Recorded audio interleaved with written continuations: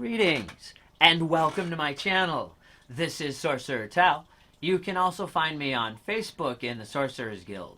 Today on Unorthodox Weirdery, we are going to be talking about red flags in the occult community, how to spot a scam, charlatans, and how to avoid cults. Now, because this is the Unorthodox Weirdery playlist, I do want to say that anything I say in this playlist should not be taken as official guild policy or position on any matter, except for that anyone that is exhibiting too many of these red flags, we do remove them from the guild for the security of other members. Okay, so let's first talk about scams and charlatans. Now, a lot of people say that anyone who charges for their services is a scam. Frankly, I charge for my services. Yeah? There is a lot of time and effort that goes into developing the skill set where you can feel comfortable charging for your services as either a spellcaster or a diviner, tarot reader, rune reader, things like that. Okay? This takes time and effort to develop, just like any other skilled trade or an artist. You pay an artist for their paintings. Why not pay a spellcaster for their work? So, charging in and of itself is not, in my opinion, a red flag. What is a red flag, perhaps, is the people that charge exorbitant amounts of money for their services. I know of people that charge $1,000 or more for their services. And to me, that is a minor red flag. I don't know. Maybe they work with a much more moneyed clientele than I do. But exorbitant prices, to me, that is a minor red flag. Minor red flag. Let's bring that up real quick. Okay, there are minor red flags, and one or two minor red flags isn't necessarily a deal breaker. It's when the minor red flags start piling up. But then there are also larger red flags that, well, if they exhibit one of these behaviors, yeah, you pretty much got to quit dealing with this person. Okay, so, exorbitant pricing. To me, the biggest red flag, I mean, maybe still more of a minor red flag, but this is an obvious one, is appeals to the desperate. Okay? These are the people that have these ads out there. Bring your ex back tomorrow. Return your love to you. Call me and all of your money problems will be solved. Any of these call me and any of your problems will be solved, or I will tell you if your man is cheating on you or your woman is cheating on you, or spells to keep your spouse faithful. Spells like this. Okay, if that's what they're advertising, these are appeals to the desperate. And they do this because that's their target audience. They're trying to draw in desperate people because desperate people are easy to take advantage of. Desperate people will pay again and again whether these spells are working or not. So, appeals to the desperate. That's a pretty good red flag because that shows the type of clientele that they are seeking. Okay, so next red flag is claims of the grandiose. People that claim that they are the seventh son of the seventh son of the seventh son. Well, probably not, yeah? That's pretty grandiose. People that claim they can make you win the lottery tomorrow. Well, why are they selling their services for money if they can get money that easily? If they can win the lottery with spellcraft, why don't they just do it for themselves? And one of my favorites is join the Illuminati. Yeah? We see this one all the time.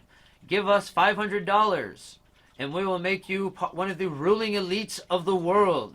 Every problem you ever had will disappear if you just trust in us and help us sell your soul to Satan, or whatever it is that this particular Illuminati scam is claiming. Yeah? Anyone telling you that they're going to help you join the Illuminati, that's a scam. Period. Alright? There are some Discordian groups that make fun of this, that's a little bit different thing, but they don't charge. Yeah? Alright. So, claims of the grandiose. And this, of course, extends to, I'm the only one that can defeat this curse that's placed upon you. But let's get to that one. Yeah? Cursing. Curses. If someone reaches out to you, or when you talk to someone and they immediately start saying, you're cursed. Yeah? This horrible thing, you have this attachment that only I can get rid of. Well, that one's pretty obvious. That, especially except for under special circumstances. Yeah, that's probably a scam. Now, especially if they reach out to you. Even if you've been experiencing curse-like symptoms. Okay, if you go to a diviner because you're having curse-like symptoms, that's different. But don't tell them that you think you might be cursed. Just go to them, and get the reading and say, oh, well, this is going on. Okay. But if they start telling you you are cursed, that's probably a scam. Even if you've been experiencing curse-like symptoms. If this is someone that reaches out to you and you've been experiencing curse-like symptoms, well, it could be someone that has been working you for a minute, yeah? I have seen this before where they will actually put a curse on someone and then get a hold of the person saying, hey, you've been cursed and only I can get rid of it. It's like the spellcraft version of ransomware, almost. Don't go to this person, yeah? If you are convinced that, yes, you have been cursed, go to someone else to get rid of that curse. Or deal with it yourself. Don't work with that person, because that's just going to make them get worse. And that brings us up to the next one. These threats. If you don't continue this, then you will start suffering bad. You have to pay me this much every month, or the spirits will become displeased. If you don't do this or that, the spirits will be displeased. Then that's a problem. Yeah, this is someone that is trying to intimidate you into money. That's a huge red flag. People are telling you stuff like that. You need to stop dealing with the person. Or the ones that just keep coming back. Okay, well, this needs to be added to it. Yes, that spell worked, but now we need to add this to it to make it even better. The constant upsells. Well, upsells in general. Yeah, I used to be a salesman. If they're throwing a bunch of upsells at you, it's a con. Okay, so, let's see. We've covered exorbitant prices, grandiose claims, appeals to the desperate. We've covered the threats, the curses. Anytime someone's approaching you and saying, I have something you need to know, or you have a special power that only I can give you, that only I can awaken, these people are conning you. Yeah? That's not, so, there are people out there selling legitimate services, but anyone making these grandiose claims of being the seventh son of the seventh son of the seventh son, or offering to make your most treasured love return to you tomorrow, end your loneliness at the drop of a hat, things like that, probably a con. Okay, so now let's get into cults.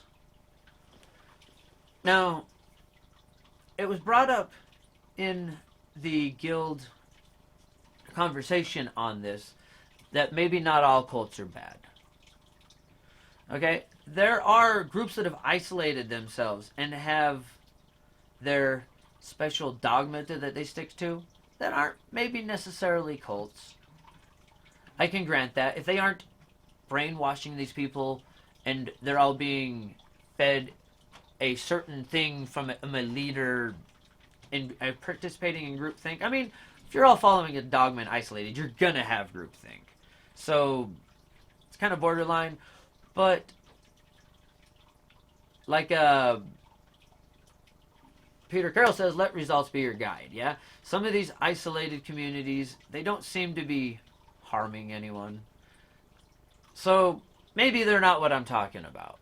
Okay, just because some has a unique doctrine and maybe even isolates themselves, yeah, these are red flags of cults, but they're not necessarily ones on their own, and they're ones we all know about. Yeah, we've all heard those. Oh, they isolate and they have a unique doctrine. They must be a cult. Maybe. But maybe they're not necessarily all that bad. Okay, so let's talk about what I do want to talk about then with cults. Now, we see a lot of cults actually on Facebook in these groups. What makes the cult like I'm talking about? We are concerned with the groupthink. So, where does this come from? Okay, grandiose claims. We're going to start there again, right? Like I talked about in the scammers. This is much more common with your cult leaders. And that is our real concern here. These cult leaders or guru types that are trying to put you on their path and usually take advantage of you during that process. Okay, grandiose claims. Seventh son of the seventh son, or more common with the occult community, or with cults, is that they have some special knowledge that is passed down to them. Yeah, okay, they might. That in and of itself, just having hereditary experience is not necessarily a red flag. It's the ones that say, you have to do exactly as I say. And, well, quite frankly, most of the people that have hereditary knowledge are not out starting groups. Some of them are. I mean, I have a little bit of hereditary knowledge myself, and look, here I am on YouTube, yeah?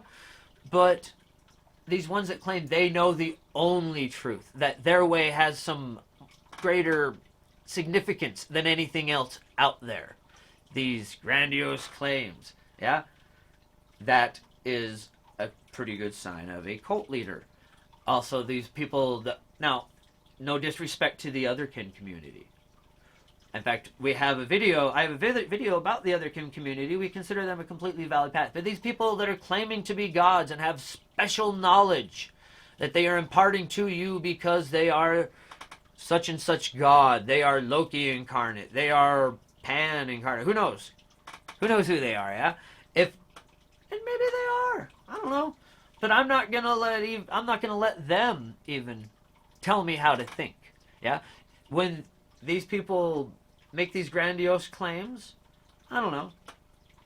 You know, there were, as I say in that video, the priest of the Temple of Jupiter claimed to be Jupiter. It doesn't completely invalidate the entire Roman temple. Okay, yeah. But it's when we make these grandiose claims and then use those grandiose claims as a demand for unquestionability. That is another huge thing here. You have to do things how they said, and they cannot be questioned. Yeah, it's a cult of personality, just like North Korea with Kim Jong Un or Il or whichever one. I have trouble remembering. These people are unquestionable, and it gets to where it isn't necessarily going to be them that jumps down your throat for questioning them, but the people around them. You start seeing this, don't question me, that's a cult. Now, let's get into this unique doctrine. Yeah, we've already grandiose claims.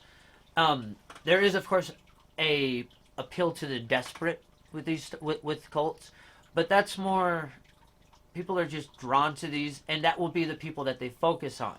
If you notice a teacher that for some reason seems to be drawn less to the people that are showing aptitude and more to the people